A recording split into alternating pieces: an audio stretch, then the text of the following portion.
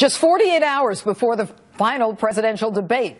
So what tricks do the Democrats have up their sleeves? Political strategist Dick Morris, author of Here Come the Black Helicopters, joins me this evening. Thank you for being with us, Dick. Good. Well, thank you. All right. Now, let's talk about this October surprise that we hear so much about, which is a traditional surprise right before an election. And this past week, we had Hillary Clinton come out on Monday night before the debate and take it one for the team.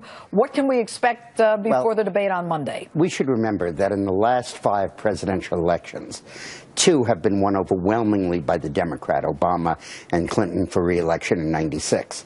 In the other 3, there was an October surprise, always to the benefit of the Democratic Party.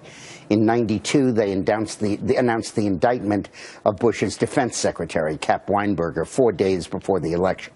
In 2000, they announced that Bush had had a DUI 20 years before in Maine. All right. In '04, they discovered a cache of weapons the U.S. had left unguarded.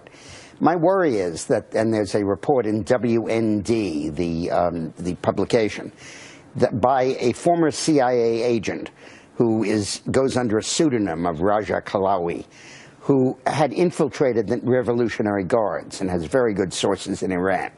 And he ran a story saying that the U.S. and Iran have agreed already to a moratorium on uranium enrichment in return for ratcheting back some of the sanctions, which would be announced right before Election Day. Now, what's interesting is that the White House has come out tonight and they said, oh, no, that's not true. What do you make of that? Well, what they're denying is that Iran has agreed to one-on-one talks, and they may go along with that soon. But I think they're flying trial balloons here.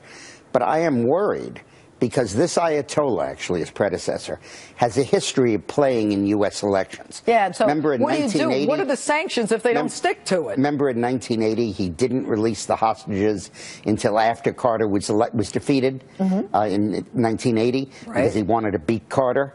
I could see them doing this to elect Obama and keep out Romney. Right, because they'd rather have Obama than Romney. And I think what we do about it is we talk a lot about how this may come, this may happen. Right. And if it does happen, we make clear that this is the Ayatollah voting for Obama. Exactly, exactly. Now, you also have something interesting to say about UN election monitors. What's going on with that? This is the height of hubris. In my new book, Here Come the Black Helicopters, UN Global Governance and the Loss of Freedom, we talk about the goal of the UN to become a global government.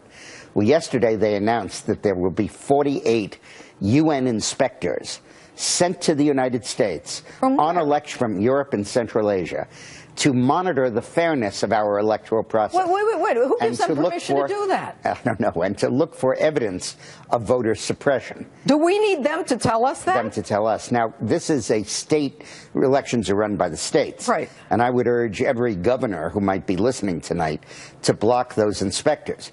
For the UN, 60% of whose members are not democracies, to monitor our elections for evidence of voter suppression. Ridiculous. Real fast, yes or no, will there be a strike before the election by this administration?